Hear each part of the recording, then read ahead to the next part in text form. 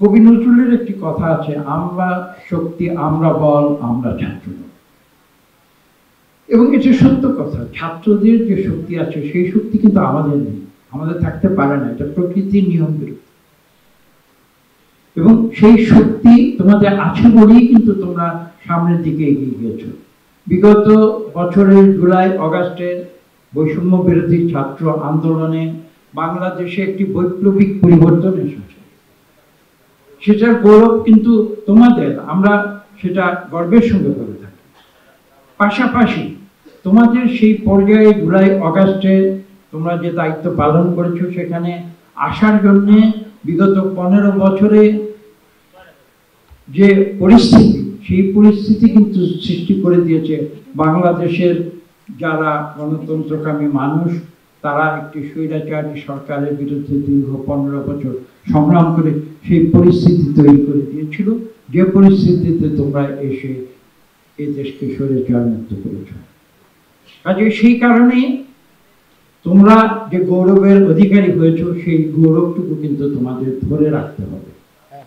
এবং সেই গৌরব যদি তোমরা হেলায় হারাও, তোমরা যদি কোনো ভুল পথে গিয়ে তোমাদের সেই সুনামকে যদি তোমরা নষ্ট করে দাও, তাহলে কিন্তু বাংলাদেশে শুধু তোমরা ক্ষতিগ্রস্ত হবে না, বাংলাদেশের যে ভবিষ্যৎ প্রজন্ম তারা ক্ষতিগ্রস্ত।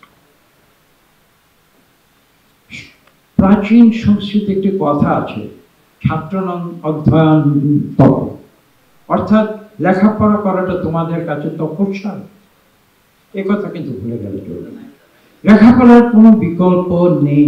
তোমরা নিশ্চয়ই দেশের কাজে তোমাদের নিয়োজিত করবে, তোমরা এই দেশ পরিচালনা করবে, দেশকে মঙ্গলের পথে নিয়ে যাবে, দেশকে সম্মানের দিকে নিয়ে যাবে। বিশ্বের বুকে বাংলাদেশকে তোমরাই মাথা উঁচু করে দাঁড়িয়ে নিয়ে, কিন্তু সেজন্য তোমাদের সঠিক প্রস্তুতি গ্রহণ করতে হবে।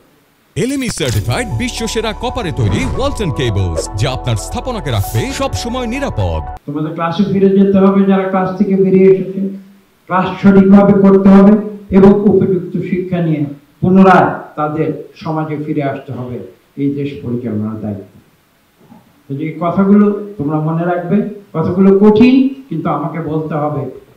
আমরা যদি কোনো নিজেদের অভিষ্ট লক্ষ্যে আমরা সঠিক কথাগুলো বলতে ভুলে যাই, তোমাদের যদি সঠিক উপদেশ দিতে আমরা ভুলে যাই, তোমরা যদি ভুল পথে যাও, আমরা যদি তোমাদের সংশোধন করে না দিই, তাহলে কিন্তু সেজন্য শুধু তোমরা নয়, আমরাও দায়ী থাকবো।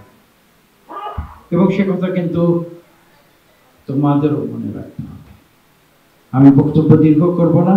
আমার মনে হয় যে কথাগুলো বলা প্রয়োজন ছিল, আমি সেই কথাগুলো বলছি। এই কথাগুলো শুধু কিন্তু আমি এই কক্ষের ভিতরে যে ছাত্রছাত্রীরা যারা আজকে গৌরবের সঙ্গে মেডেল পেয়েছে, সার্টিফিকেট পেয়েছে, শুধু তাদের জন্য বলছি না। সারা বাংলাদেশে 18 কোটি মানুষ, সেখানে যে কোটি কোটি ছাত্ররা রয়েছে, আমি কিন্তু এই কথাগুলো সবার উদ্দেশ্যে বলছি। আমি সাংবাদিকদের কাছে আমি আবেদন জানাবো, আপনারা এই সঠিক বক্তব্যগুলো বাংলাদেশের তরুণ সমাজের কাছে, ছাত্র সমাজের কাছে আপনারা মিডিয়ার মাধ্যমে পৌঁছে দিন।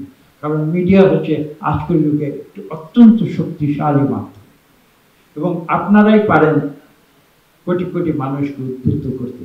এবং এখানে সাহস করে কিন্তু সত্য কথাটি বলতে হবে। আমার কোনো চাওয়া পাওয়া নেই। আমরা এই দেশ পরিচালনা করেছি, এক সময় দায়িত্ব জনগণ আমাদের দিয়েছিল। ভবিষ্যতে যখন নির্বাচন হবে, সুষ্ঠু নিরপেক্ষ নির্বাচন যদি হয়, দেশের মানুষ যাকে দায়িত্ব দেয় তারাই এই দেশ পরিচালনা করবে। ছাত্রদের যখন দায়িত্ব দেবে, তখন ছাত্ররা এই দেশ পরিচালনা করবে। কিন্তু তার জন্য আমি যেটা বলেছি, ছাত্রদের সঠিক প্রস্তুতি নিতে হবে।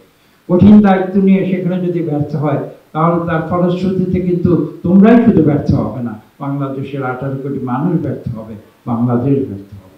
কাজে সেই দায়িত্ব সম্বন্ধে তোমাদের সচেতন থাকতে হবে। আমি বক্তব্য দীর্ঘ করবো না।